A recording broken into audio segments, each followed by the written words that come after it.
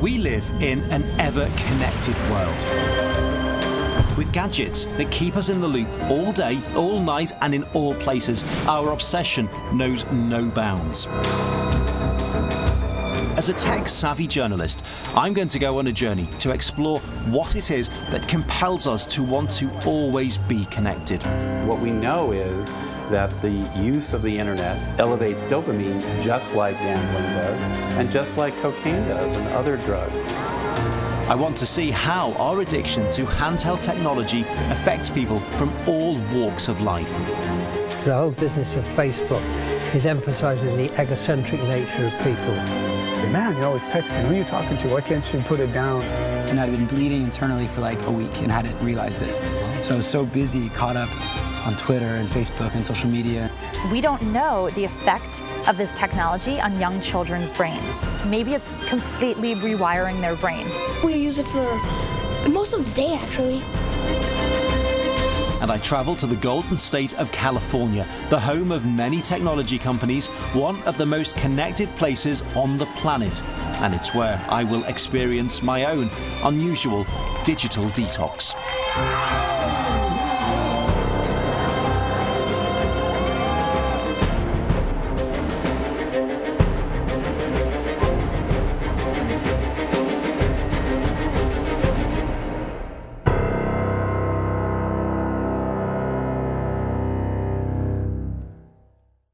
My name's Phil Lavelle, and people tell me that I am an addict. I don't do drugs, I certainly don't have a drink problem, yet what I do seems pretty antisocial, excuse me. Hello? I'm on my phone all day, every day, and my tablet is never really more than a few feet away. If I'm not speaking to people with my voice, then I'm talking on Facebook, Twitter, WhatsApp, Instagram, and a seemingly endless list of new ways to be socially connected. I'll admit I am even guilty of posting pictures of my food.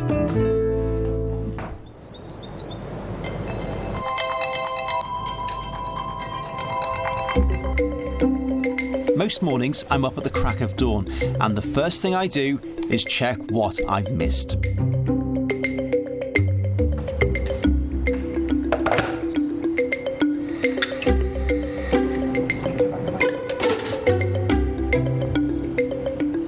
The iPad comes out for me to catch up with friends in far-flung time zones where I will say good morning or good night depending on where they are. I'll catch up with the early morning headlines over breakfast, and then I'll plan my workout and my day's meals using various apps. After that, it's a pretty seamless transition.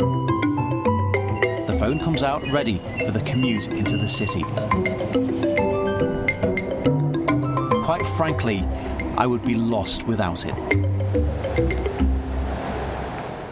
As a journalist, I think that I can justify this. You see, I constantly need connection, and being up to date with the latest facts and figures is essential when you're trying to deliver the news. The general election, that was always going to be the case.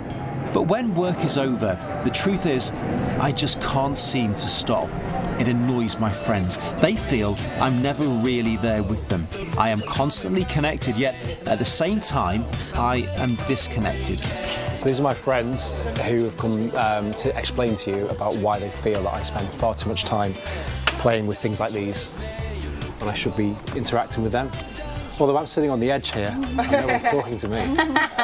You're always on your phone. I wasn't on my phone. That was probably the first time I was not on my phone. He is a nightmare. He very rarely interacts with us. He's always on his phone. I'd say it's an addiction. I'd say it's a habit. All of his friends and family tell him, but I think he keeps doing it. It's a need to constantly know what's happening via this little piece of plastic. I feel like he excludes himself, but we want to, enjoy his company and hear what he has to say, and have a drink with him and catch up and see what's going on and all just be involved in a conversation together. And I'm just as bad, I have to say. I'm bad. We'll sit there and watch a film or TV, and I'll do it. I'll check it, and it's like, why am I doing this? Or before I go to bed, I look at Facebook, and it's become like a part of the day. I'm forever frustrated. We will be driving somewhere spectacularly beautiful, and the countryside is amazing, and he's looking at his phone. For me, the focus is wrong, but it doesn't matter how many times I tell him. I think, it's a kind of a mild addiction. So what makes you think I need to look at my phone now as opposed to engrossed in the movie? A very, very modern reference is FOMO, which stands for fear of missing out, which is what everybody has. Can you not be offline for 2 hours without that issue? I mean, when we've been filming this, I've not touched my phone.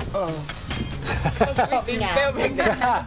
Yeah, but if I was a cigarette addict, I'd have probably had a couple of cigarettes by now, or an alcoholic, I'd have had a drink as you were talking. So you're saying you are an addict then? So if we take your phone off you just compared it No, because if you take your phone off, if you take my phone off me, then I do start to get slightly anxious. Yeah. They've said all of this before, perhaps not in such a concentrated group, because they're all deliberately making a point now. But yeah, I mean, I can see what they're saying, but at the same time, I'm the first person that any of these will come to when they can't get anything working on their phones, or I'll be the one that will share photographs. So I don't know if it is a problem, but I'm not sure. I'm not convinced. And it seems I am not the only one who is not convinced. Just look around you. You can't miss it. People cannot put their devices away for very long. Our time is so precious. We want to spend as much of it as we can making digital contributions. The thing is, we're not even ashamed of it. Even art is aware. This latest picture from the artist Banksy shows just how much this is now a social issue. A couple's loving embrace interrupted by the desire to see what others are doing. The increase in the use of handheld technology is the most rapid in the history of humankind. People are taking to these increasingly, aren't they? I mean, just talk us through the way people have adopted digital devices over the years. Okay, so 10 years ago, social media didn't really exist at all. And now we're at the stage where 350 million messages are being shared each day on Facebook. We've got about 400 million photos being shared. And 8 years worth of video is created on YouTube every single day. And really, social media has become part of the fabric of our everyday life. It's interwoven in everything that we do. Whether we like it or not, it is part of our lives and it's there to stay. And if anything, we're going to see the rate of growth increase dramatically over the next few years. So where do you see it going then? If you say it's going to be increasing dramatically, how dramatically? We're creating more data, more information than ever. 90% of all of the data that has been created by mankind has actually been created in the last 2 years, and that's going to grow exponentially. We expect in the next 2 years, 4 times the data that has ever been created will be created, and that's made up of largely consumer data. That's a lot of selfies. It is an awful lot of selfies. And the thing is that that's being stored for life, and consumers don't understand that photos, selfies that they take today are there forever. Is it worrying when you look at, for example, this week we saw the announcement that of this new watch, people are going to be tracked more and more, and these organisations don't just sell these devices as something that will make phone calls or something that you can check Facebook or Twitter on. They're marketed as everything. You can take photographs, you can control things. Is that deliberate to draw people in? What these companies are doing is they're responding by and large to consumer needs and consumer demands. Well, I don't know, because you could say that they're creating them as well. I think it was Steve Jobs that once said, the customer doesn't know what they want until they're shown it. Now, what customers don't know is they don't know the device they want, but they know the benefits that they want. Right. So if you ask people and they say, what would you like? they're not very good at explaining the technology or even the social networks they want, but they know the benefits. And so what organisations tend to do is create the hardware or the software which meets these needs. And some of those needs are about self-presentation, about looking good, about expressing to other people the great things in life that you do. And particularly that's part of digital addiction, that people want to make themselves look really positive to their friends, want to show off their lifestyles. And so owning the right kind of device at the right time is really important to you. And it gives you a social currency. And devices that enable them to do that seem to be very successful.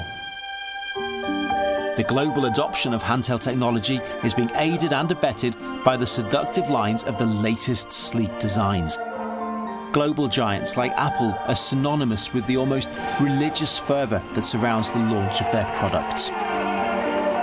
Each event seems to feed an expected following of addicted devotees. I arranged to speak to one of Apple's former in-store tech support employees, a member of the so-called Genius Bar.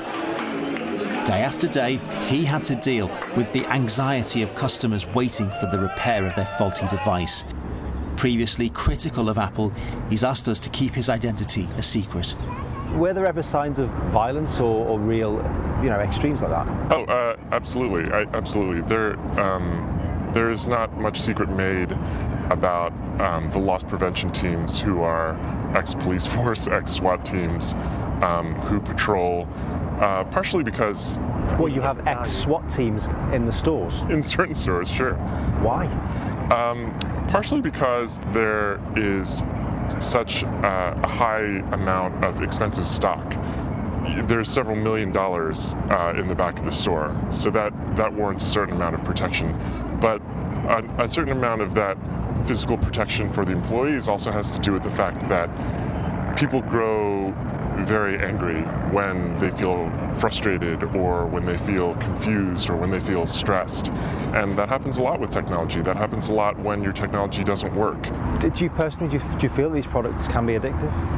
Absolutely. I'm happily addicted to my own device. I feel that most of the people who work with me would say the same. There's not too much reason not to be. To be attached to your device in ways sort of to feel as though you're just more attached to the world. The incredible rate at which this digital revolution has hit means that potentially we are now living in a digitally divided society. There are adults who can remember a so-called simpler time, an age when there was no internet, there were no connected handheld devices. And there are those who are approaching adulthood that know of nothing else. They are having to develop new subtle patterns of online etiquette and behaviour. A challenge never faced by any generation before. Do you ever, if you have a crush on somebody, stalk them on Facebook? Yes. You do? So you said that without even thinking about it? Yeah, I do. I would do it. Number one stuff. It's not exactly Facebook, but there's other things you could do. There's Instagram for one, where it's you see the photos, and to look like a stalker you actually have to go down on every single photo.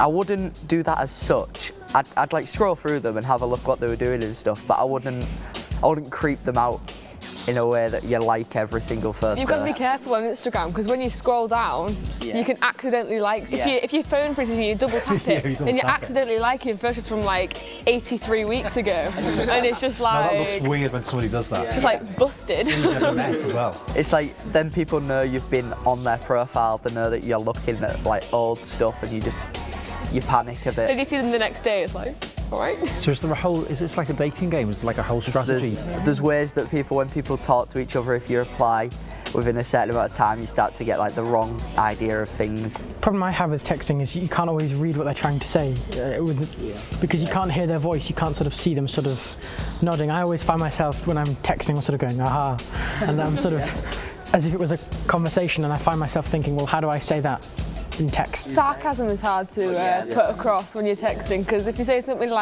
quite mean but sarcastically, some really serious people just take it so seriously. What makes a good selfie? Getting the right facial expression is good, because you don't just want to present yourself as like, you know, all happy and smiley, because that turns people off. The trend nowadays for male selfies is like you have to sort of like squint. Yeah. Like you squint and then you sort of like furrow your eyebrows and then you sort of like tense your forehead. No, yeah, it's true. A lot of boys do stuff like that, yeah. Yeah. The selfie. I'm pretty guilty of that too, so like, yeah, don't worry about it. I can second that. Don't worry.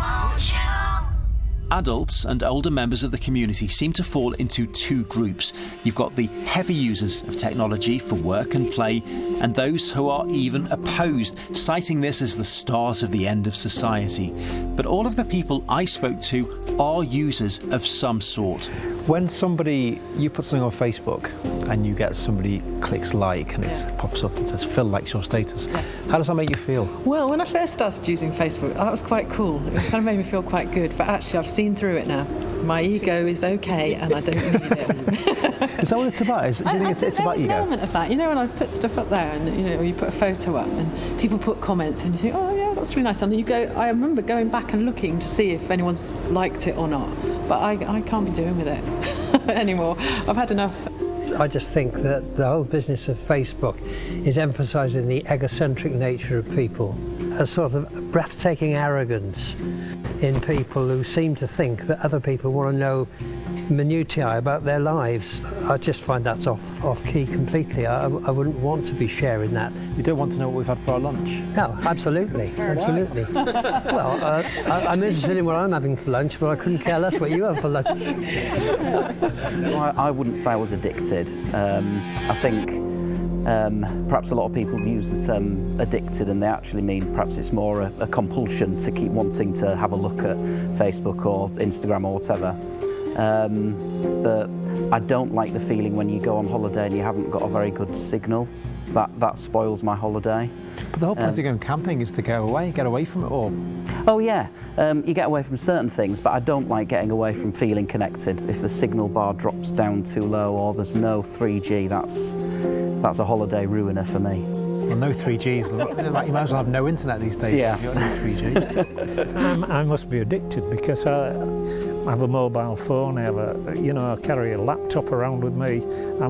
I just so I'm not left behind. It's a great tool for following your family when you're not close. It's like Skype and so on.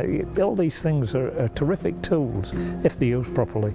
I physically excited and stuff makes me smile if I see a bit of technology and I think, wow, that is going to either save me time, it's going to be useful. If I didn't look at didn't check email for a week, I'd have 500 emails, and a lot of them would need actioning. I'm ruthless as it is. I mean, don't answer something. I just haven't got time to reply to people. It does unnerve me slightly listening to you. I kind of feel like you just need someone to tell you don't have to do all that. I think I'm going to fly the flag for just irresponsible joy that's not attached to the demands of other people, either through work or just because everybody is out there and accessible. I'm starting to think that my use of technology isn't really that bad. It's certainly not any more or any less than lots of the people who I've spoken to, so surely we can't all be addicted. Or can we?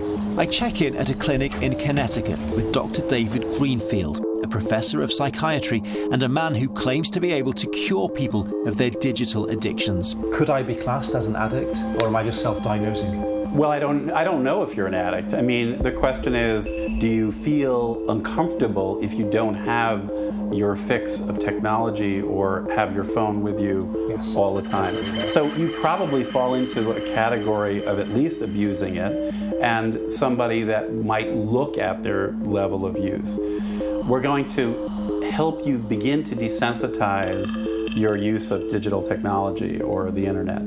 And the way we do that is using a device that uses a technique called EMDR. EMDR stands for Eye Movement Desensitization Reprocessing. So what we're going to do is I'm going to ask you to imagine on a scale of 0 to 10 what it would feel like to not have your phone with you for a period of time. Your eyes are going to follow the lights as they move back and forth, and there's going to be an audio signal that will also move back and forth. What this does is desynchronizes the hemispheres of the brain, and what I've seen when I've used it is that it can actually lower the experience of discomfort or craving for something in somebody's life through this natural physiological response. And what we know is that the use of the internet, and particularly certain content on the internet, elevates dopamine just like gambling does, and just like cocaine does and other drugs. What the internet is it's the world's largest slot machine. Every time you go on it, whether it's to search for a piece of information, check an email, a Facebook update, a text, it doesn't really matter. The fact that it's unpredictable in terms of what and when is what contributes to the addictive nature of the internet, because that variable ratio reinforcement schedule is the way a slot machine operates. That's why people stand in front of a slot machine all day long, pushing that button, hoping that they're going to win something, because every once in a while they do. What that means is that you have to not get what you want on one of these devices for a long, long time before you'll put it down and not pay attention to it anymore. Having had the therapy, I've got to say it didn't really relieve my desire to be connected, but his theories do seem logical, and they've set me thinking about where all of this started. The reality is that our addiction to gadgets emerged from our use of new technology developed here, Tech Central, also known as Silicon Valley. You only have to drive around to see who the big residents are in this neighborhood.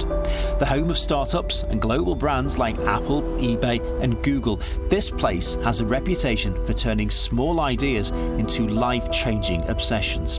In 2013, social networking giant Facebook was the name on everybody's computer, tablet and phone, with a stock market flotation that created the world's youngest billionaire, Mark Zuckerberg. Originally working with Mark in the early days, his sister Randy. She's subsequently left and written about tech addiction, and the message from her is clear: do not get hooked. Is there almost like a collective responsibility for this place to say to the world, you know, you need to just watch out here? After I left Facebook, I spent a year about traveling the world and just talking to people and saying, you know, is technology a net positive in your life? If you feel like it's not, why isn't it? And I think people in Silicon Valley, it's easy when you're here to get caught up in that world of, you know, what are we disrupting today? Yeah. What are we innovating? Let's go, let's go. But when you pick your head up and you talk to people, people are scared of technology and all this rapid change. They're overwhelmed by the change that it's bringing to their families, to their work, to their love lives, to everything. We're walking this really fine line, I think, all the time with tech, because it's creating, all this innovation is creating so much opportunity, but with any new innovation, there are all these complications that come after the fact, sometimes long after the fact, that we don't know. For example, we don't know the effect of this technology on young children's brains. Maybe it's completely rewiring their brain in a new way that's going to render our current education systems just completely moot.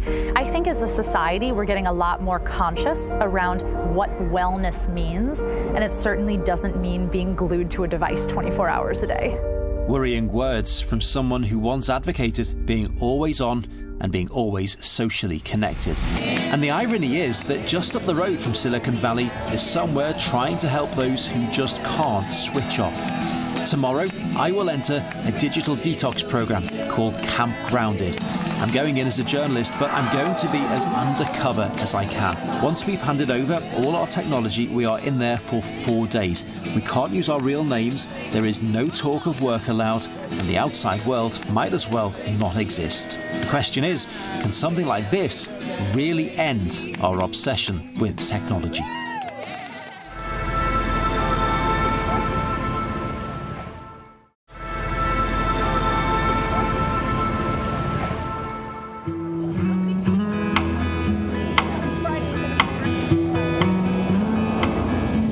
My Camp Grounded experience starts as soon as I join my fellow campers on the morning bus ride there.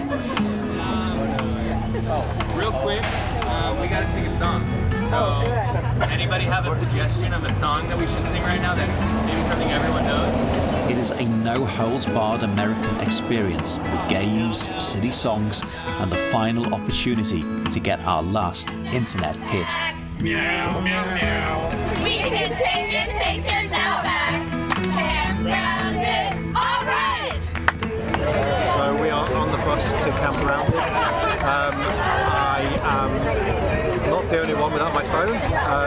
People here have been playing with them, but I put my phone away, and I'm looking forward to having 3 days without my phone. Quite honestly, I am a shy Brit who is way out of his depth. I may be smiling on the outside, but inside, I'm filled with dread about what the next few days have in store.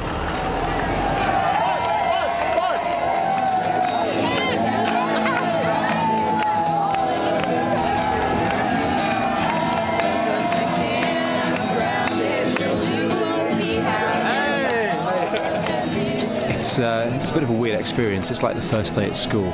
Come on back for milk and cookies and face paint. I found it a little bit lonely at first. I mean, we've only been here a few hours, and I was thinking, in the real world, what I would probably do is I'd put my phone in my pocket. You know, I'd just fiddle as a kind of way of not feeling like, you know, I'm sort of the outsider here. But I can't do that, and it's that kind of situation where you have to make an effort. You have to talk to people. You know, if you're shy, which I am in some circumstances, then it's kind of weird having to do that. But that's what the whole experience is about. Camp rules are really clear. They state that we must lock away all of our devices for the entire duration of our stay. We will see them again, of course, but at the end, and I've got to say it feels really odd handing in one of my most treasured possessions. But once that's done, we are quickly divided into our individual camps, named after animals, so squirrels, badgers and so on. I am in the bear camp, and our mascot is a saggy pink bear, joined by our jealously guarded camp flag. There's only like 6 or 7 people in our village. We've got quite a small village. We're called the Bears. We've even got like a whole sign, which we're probably going to do later in front of everybody, which would be really weird.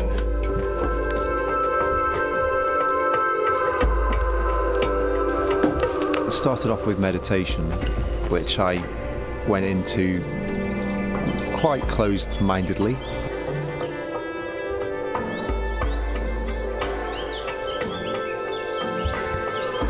And then there was some weird bonding games, you know, and there's all these people sort of shouting things, and I was sort of being really quiet in the corner, sort of quiet little Brit, like, where am I? Who are these people? Why am I here? This is totally bonkers. And it was a real effort to join in and to not kind of just sort of look at it like I was an outsider, thinking, you know, what is going on here?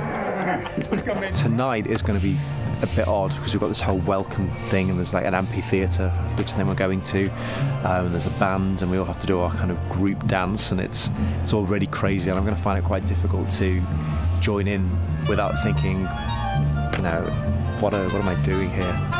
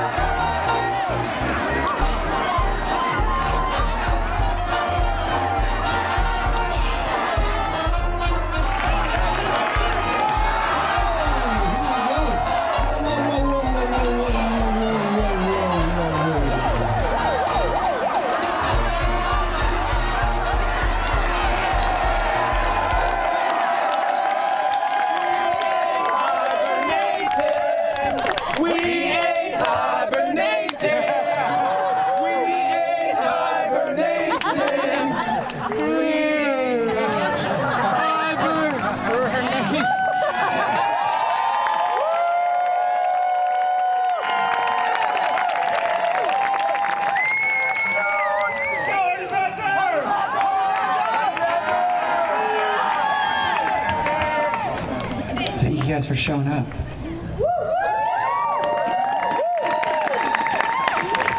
It would be really weird if we did this and none of you guys came.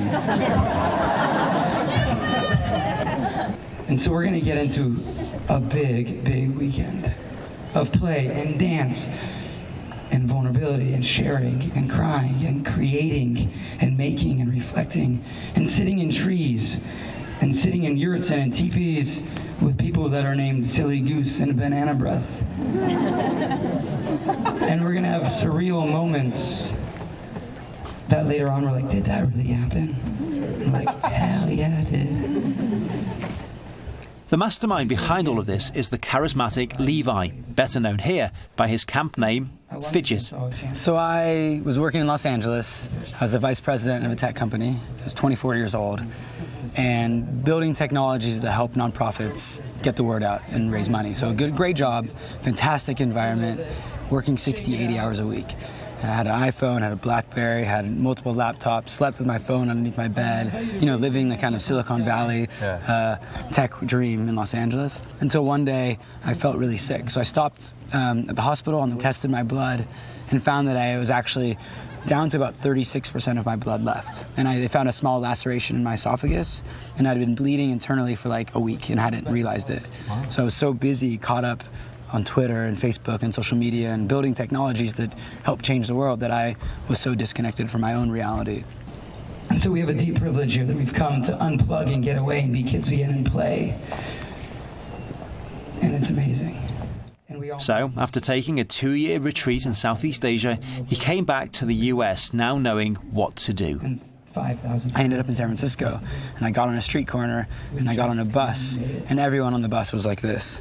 And I just left, you know, Southeast Asia, where I was on buses with no one who spoke my language, but connecting with everyone. And now I'm back in San Francisco, my home, and I can't have a conversation with anybody because everyone's faced into their computers.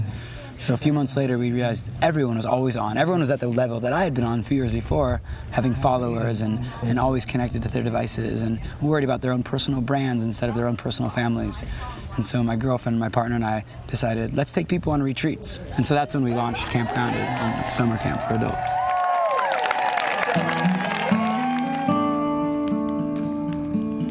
I'm undercover in the camp to try to have an authentic experience, but that makes it difficult to come and tell you just how I'm really feeling. I find a moment during the campfire to sneak out and speak. We just had another big session. We had lots of campfires, we had lots of singing. We sang the Camp Grounded theme song, which was all about Facebook and turning your MacBook Pro off and your iPhone running out of battery. It was a really kind of weird experience. I didn't warm to it at all. I felt quite excluded at that point, and that was when I wanted to, you know, just kind of immerse myself in my own little world. You know, quite happily I would have pulled out my phone and just sat there and played with it. In the end, I think I just sat there and sort of fiddled with my nails instead and tried to look like I was really enjoying it. Maybe by the end of day 3, I'll be feeling a lot different.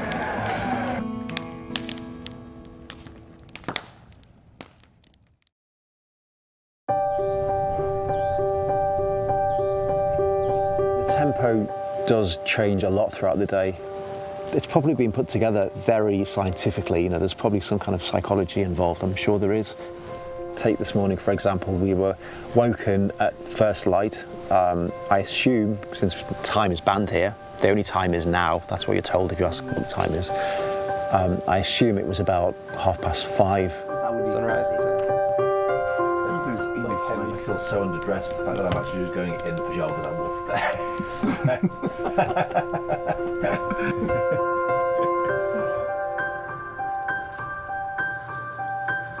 And we got up, found some coffee, and then there was yoga, which was very nice and peaceful, and it was first light and the sun was coming through the trees and it was very pretty. And then we went back to our villages, and we all had breakfast together. You know, and it's kind of all eggs and granola, natural stuff. And then we had a bonding thing where we kind of just created a den. You know, it was like being 6 years old again. There was an old tarpaulin, there was an old sheet. This was the bear den.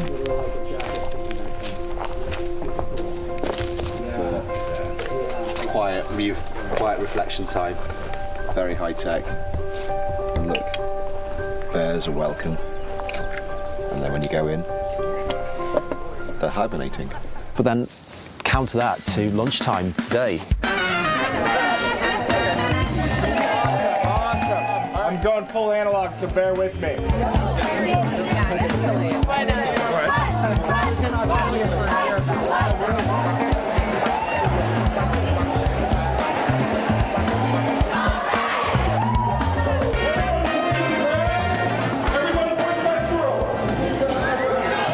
Sitting there, and then all of a sudden, after we'd eaten, they decided that we were all going to sing songs. But of course, you know, this is very important. We had to replace every single lyric with the word meow. So, you know, it sounded surreal. For me, it was a real contrast to last night. You know, last night everyone was skipping around the room. I was thinking, what the hell is going on here? Where am I? Who are these people? What am I doing here? Whereas today, it was like we just all dived in, you know, and we had good fun. So there's like a real tempo change. And it's quite emotionally draining, but it's also, you know, it feels very rewarding, or it does so far.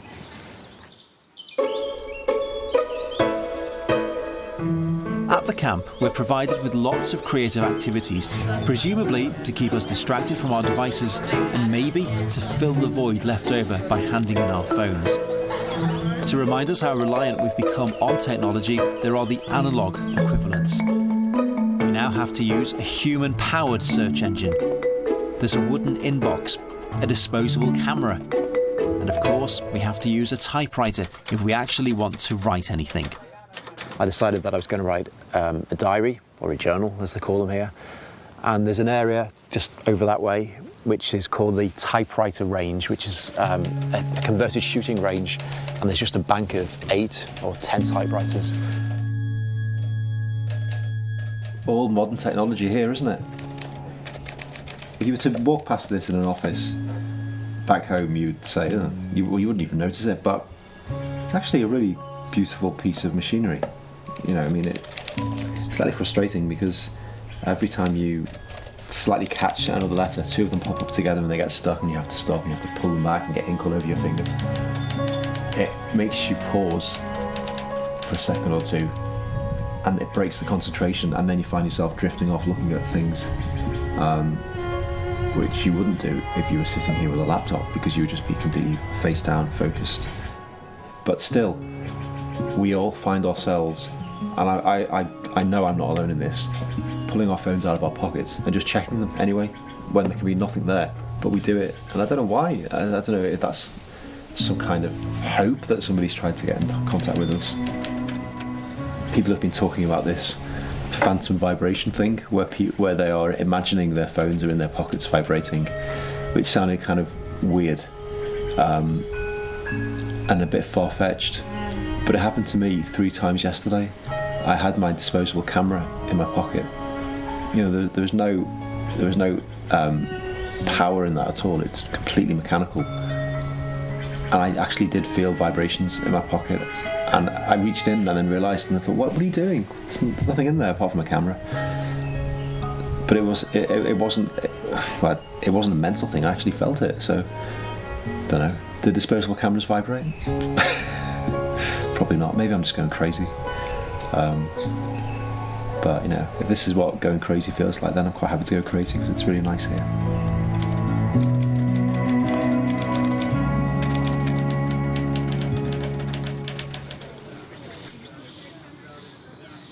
People are at Camp Grounded to escape. Being interviewed for television is definitely not on their agenda, but 2 of my camp buddies, Fabrizio and Lego, have agreed to appear on camera. Were you finding that you were starting to feel it was a problem? Was it a real issue? Part of it is like I didn't allow myself being in the moments. You know, I'm actually not on Facebook anymore. I used to be, and I got off probably about 3 some odd years ago. And part of it was I found myself always finding a moment to share and realizing I actually didn't enjoy the moment. It was more about, I got these trees. How can I share this moment with other people, as opposed to me just enjoying the tree, enjoying the scenery. And so I found that to be a problem. I found myself never really being in the moment, always trying to have other people be in it with me, even though they were never there. You know, we'd be at the dinner table. I might go to lunch with 3 or 4 coworkers, and, you know, one would say, man, you're always texting. Who are you talking to? Why can't you put it down? And at first I'd get upset. You know, it's like, geez, let me do what I need to do. But then I started realizing that when I started seeing other people that I understood why it was so bothersome, you know, because it was like, what is it that's so important out there that I took the time to sit down with you that you have to do something else? And I realized that that's what I was doing. It's like, why can't I take just half an hour with this person? Yeah. Fabrizio's story reminds me of the life I'm trying to leave behind. As thoughts of departing in a day or so come to mind, Lego and I consider what awaits us in our new detoxified lives. So you and I both leave, right? We go have another conversation with our friends, and we're both really trying to engage, and they're checking their phone the whole time. What are you going to say? Oh, it's going to be so annoying. Right, I'm trying to think about like that. Like, what's that going to be like? Am I going to say something? I'm going to be like, can you put that away for a little bit? Can we have half an hour? Like, how am I going to deal with that? Because, you know, I think about that. If I'm going to put energy right into this conversation and connecting with you and the right eye contact, how long have we been looking at each other right now? About half an hour. Right, with limited or no distraction. Yeah. Right. When does that ever happen outside of here? Right, because someone will break it, right, and probably because of a phone. Yeah. Yeah. It's interesting you say that, you know, because my mum died last year. She died last May, and so sorry. I'd never thought about it until you just mentioned it then. But she was ill for a long time, and she was in a specially made bed, which was once our dining room and then became her bedroom. And I'd sit there when I'd go home to see her, and she'd be talking to me, and I'd be on my phone, you know. And I can't take that back now. That was, you know, she was trying to engage me in conversation, and I was just, you know, tweeting away, tweeting to some people who I don't even remember who they were, you know, now. Yeah. So, but what can you do? Yeah. It's happened. The quiet seclusion of the forest is giving me the time and the space I need for reflection. And before our evening meal, all of us are being encouraged to go back to our villages, get changed into white clothing, and take time to pause, to reflect, and to prepare.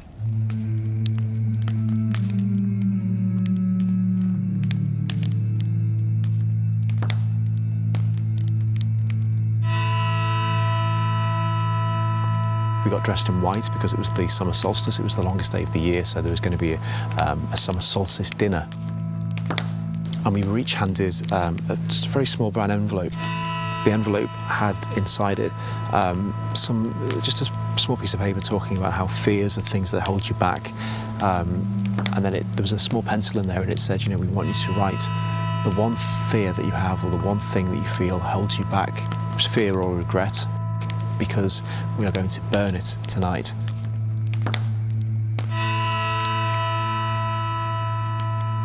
The big bell rang, and everybody, like zombies, just turned around in their tracks, started walking towards the main area, to this kind of gently moving queue, which was leading towards a big bonfire that had been set up. People were going in there, and they were throwing in their final thoughts, their regrets, their fears, their things that they were told that they should get rid of.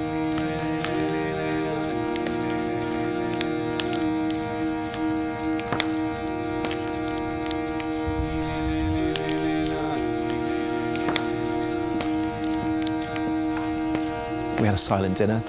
A long table, single file table had been set outside. It was absolutely beautiful, actually. There was some music going on, there was a bit of chanting, but everybody was asked to eat their food in silence. And we were told, you know, the reason for this is you'll appreciate it more. And it sounds a bit crazy, and you might be watching this thinking, what is he on about? But it did actually work. You know, I unfolded my napkin, and I sort of watched it as it unfolded, and thought, you know, I would not normally do this, and sort of was looking at the patterns on it, and then it came to eating the food. And you know, I always eat really, really quickly. I'm always getting told off for eating really quickly, but I ate it really slowly, and I was thinking, I really enjoy the taste here. You know, this is a really nice meal, actually.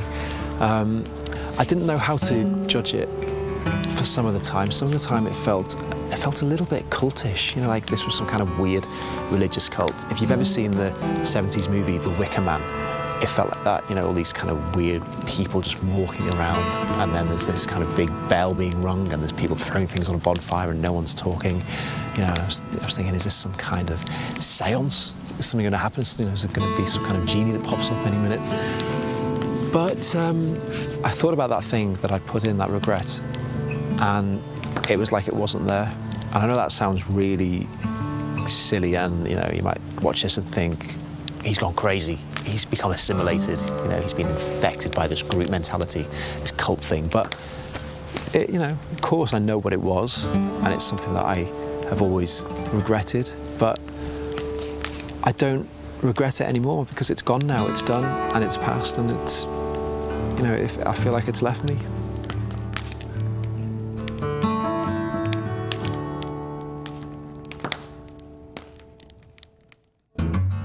I think it's really amazing that a bunch of strangers can get weird and feel normal about it. You know, this kind of whole weekend has gone so slowly. Like it just feels like it's lasted forever, and there's been this kind of clock ticking towards the last day, and I think people were, you know, sort of dreading the end of it because everybody has had just the most amazing, awesome time. This has been just a completely incredible experience, one of the most incredible experiences of my entire life, this place. You know, and I don't say that lightly because when I arrived here, I hated it. I absolutely hated it for the first, you know, few hours. And I was kind of thinking, you know, I kind of feel changed. It's weird. I don't know, I feel like I don't want to have this thing that is there all the time anymore. This device that kind of ruled my life and in so many ways diverted me towards insignificant things that don't really matter. I feel so much more optimistic. I feel like a very different person.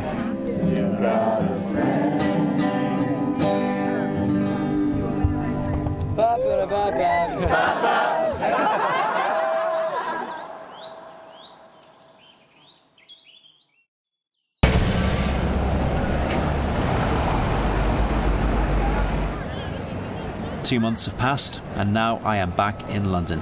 Camp Grounded seems a world away, a lifetime ago. I had every good intention of starting over, but it began with a text, then an email. I didn't have a choice. I have a job that requires me to be connected. Now, maybe that looks like an excuse. That's what addicts do, right? They try to validate their behaviour, but there is some truth in it. There's always some truth in it. It's hard to give up something you like doing, and for me, that is being connected and not wanting to miss out on things again. I am back to where I started. I'm as addicted as I ever was. Maybe my friends were right. You know, somebody once told me that for an addict to really recover, they have to state their name and they have to state their affliction. So maybe I should try that. My name's Phil Lavelle, and I am an addict.